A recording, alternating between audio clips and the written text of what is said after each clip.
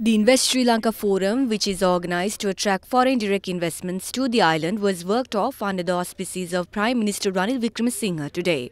The event was organised by the Colombo Stock Exchange, the Securities and Exchange Commission and the Sri Lanka-Singapore Business Association.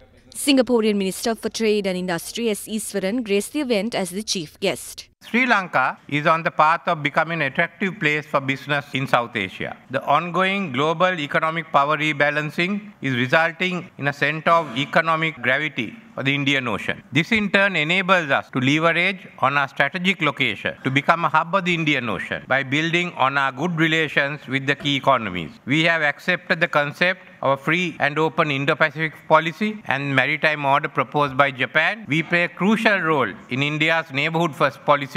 We are also an important linchpin in China's Belt and Road Initiative. Our government has taken numerous initiatives to stabilize and reorient the economy. We are moving from a growth model dependent on debt-fueled public infrastructure spending to an outward-looking one driven by private enterprise, exports, and foreign direct investments. We know we can leverage on our strategic location to expand market access. Therefore, we are expanding our trade and investment relationship with a diverse set of countries. The Singapore-Sri Lanka FTA is a part of a broader strategy of looking east to renew our trade relationship. We have begun to diversify our markets towards Asia and focus on plugging into Asian supply chains. We are close to concluding 2 more bilateral trade agreements. A, an economic and technology cooperation agreement with India, and B, a comprehensive FTA with China. A question and answer session followed the keynote address.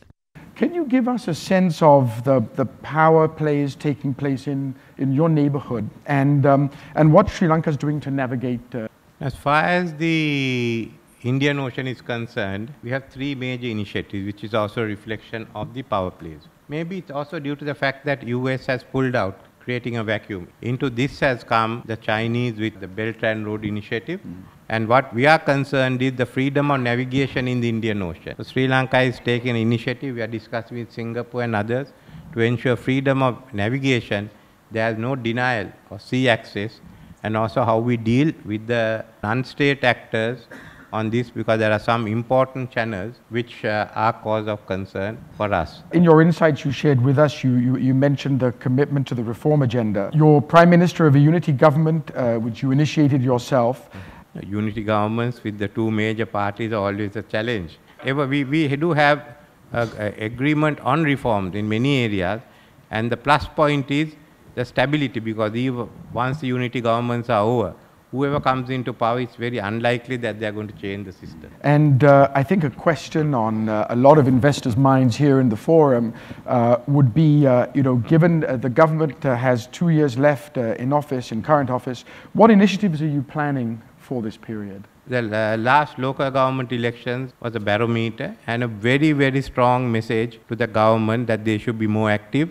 Unfortunately, we went into a time when there was a rapid increase in the cost of living. It's a barometer that the changes we promised have not taken place fast enough. We also spent the first 2 years in stabilizing the economy. And what we need in the next 2 years is increasing our exports, which we have done, and also a rapid increase in the investments coming to Sri Lanka.